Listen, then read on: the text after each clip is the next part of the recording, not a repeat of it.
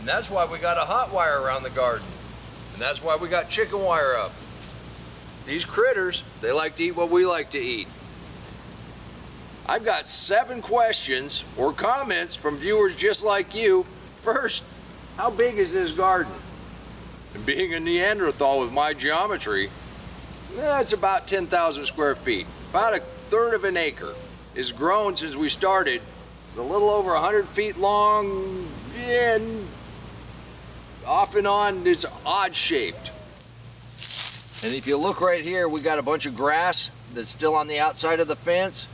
But this vine was okay yesterday, but it's not okay now. And this little pumpkin has good and orange. So I'm gonna take that right now. That's a little pie pumpkin. That wasn't one of the questions, but you do get distracted by shiny objects. One of the questions that we get is about mulch. Now there's deep mulch to keep the grass down, and this is the newest part of the garden. And in amongst these squash, we got a little bit of grass growing. That's because that 4 inches has shrunk down quite a little bit. Now what is my mulch made of? Any organic material I can get my hands on. We like to use hay, we like to use straw, we like to use wood chips. I like to use leaves in the fall. My wife was describing our no-till method to somebody just the other day. And you know, we just cut and drop. So she said, yeah, he just cuts it off at the ground, throw some mulch over it, says it'll be all right. And I mix it all together. So it's a mixed mulch, deep mulch garden. And that's what I put down. And look at this. And again, it's the shiny objects.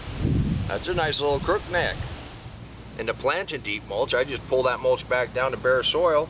I put the seeds on top, barely cover it, add a little bit of mulch to keep the moisture in. And these peas we planted just a couple days ago, and they're already up and going. Another question we get all the time is about compost. How long does it take it to cook down? What do we put in it? When you're building a compost pile, you want to have some layers. You want to have some browns and some greens. Underneath is what we've been dumping, just regular kitchen scraps and whatnot all winter long. So I thought it'd be a good base to go ahead and start this new compost pile. So we got a nice layer of green. Now we're going to put some brown on it. Let's take a look at the ABCs of a compost pile. First, what do you put in a compost pile? Some folks say you can put darn near anything in a compost pile. Some folks say you don't want to have any of your meat scraps or your fats. I tend to shy away from the meat scraps and the fats. You want your pile to at least be 3 by 3 to heat up. Once it heats up, it will kill all pathogens and all seeds. Compost pile breaks down faster in the presence of air. The reason we like to turn our compost pile is it keeps it from going anaerobic. Keeps enough air inside. You also want to have enough moisture content.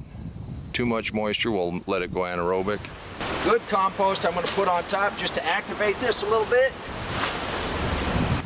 But you want to have enough moisture in there that all the little microbes can do their thing.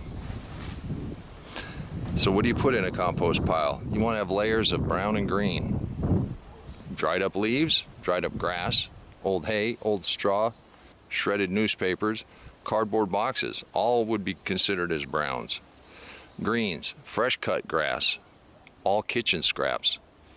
Coffee grounds, well, they're brown, but they're still green.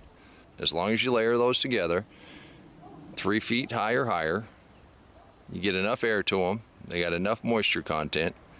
You turn them so that the outsides get into the middle so they have a chance to heat up.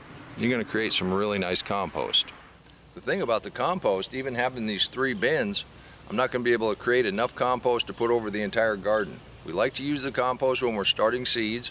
Whenever we're transplanting, I like to use some of that compost. Areas here and there, whenever I get the hankering, I go ahead and get some of that compost. Now another question I get all the time is, do we do soil tests? No, I don't do soil tests. We don't put the compost over the entire garden. What we're relying on is the deep mulch, that mixed mulch. Now one of the things I've learned over putting the mulch down is the soil has all the nutrients that your plants are ever going to need. One thing they do need is the life in the soil to make all those nutrients plant soluble. We started out with this orange clay, and I'm telling you, it's got every nutrient that the plant's ever going to need. And that life congregates right around that root zone. And the plants trade sugars to the bacteria and fungus to create enzymes to break down all the minerals that are already in the soil and make them plant available. So no, I don't do a soil test. And this is what we get. Like I said, the hardest work you're ever going to do in a deep mulch garden is harvest. And by trellising the beans, they just kind of hang down. Now this next question, well, is more of a comment than a question. And we're probably not going to solve it tonight, but it has to do with vine ripe versus taking them at blush. I never thought I'd cause any kind of commotion by telling you what I do. I take them at blush. Some people swear that they taste better if you wait till they're vine ripe. But this summer's been pretty hard on the tomatoes, and we would have lost them all if we would have waited. The bugs like the tomatoes. The way we've had rain off and on, we've had some split, but we've got some pretty nice ones. And just as soon as they start getting some color on them, we get like 20%. They start making ethylene gas. They've already cut off from the main plant. There's tons of studies on here, and they've done double blind. I hate to tell you, if you don't know whether it's vine ripe or whether it's been picked at the blush, you can't tell the difference. I'm just telling you what the studies say. I also know what my experience is over the last 50 years. Having them vine ripe is wonderful. Taking them at blush is wonderful. But here's the thing, if you've got a lot of tomatoes and you're waiting until they all go vine ripe, all of a sudden you're gonna have so many tomatoes, you better have some kind of canning plan. Here's a perfect example. We had so many cherry tomatoes, so a lot of those got vine ripe. Some got over vine ripe. Then you lose them, they hit the ground or a bird knocks them off. Yeah, they went ahead and seeded, and we've got free tomatoes, and that's a wonderful thing, but that's a hazard if you're trying to get all your tomatoes. Now this is a great example of that last comment that I got. It's about castor oil. This is one of our sweet potato patches, and you can see we got almost no leaves at all. That groundhog's been in here. You saw that rabbit. We've got electric fence. We've got other fence. I'm not sure how he's getting in here. I'm baiting that trap and I haven't caught him yet. And I had several viewers recommend castor oil for the voles and other critters. So I went to Chrome Copilot, and this is what Google says about castor oil. Castor oil is a thick, odorless oil derived from the seeds of the castor plant, known scientifically as Ricinus. Yeah, you're gonna have to look that up yourself.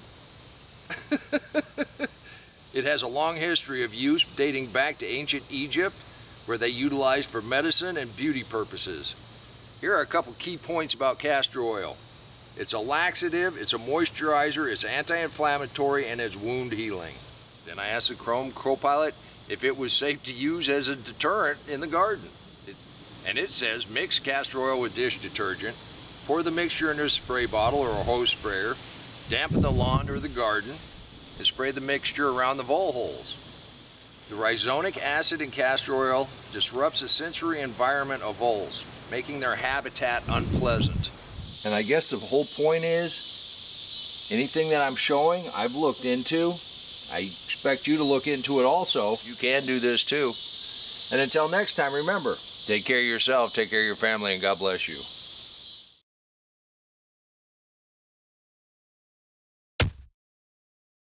Come on, let's plant.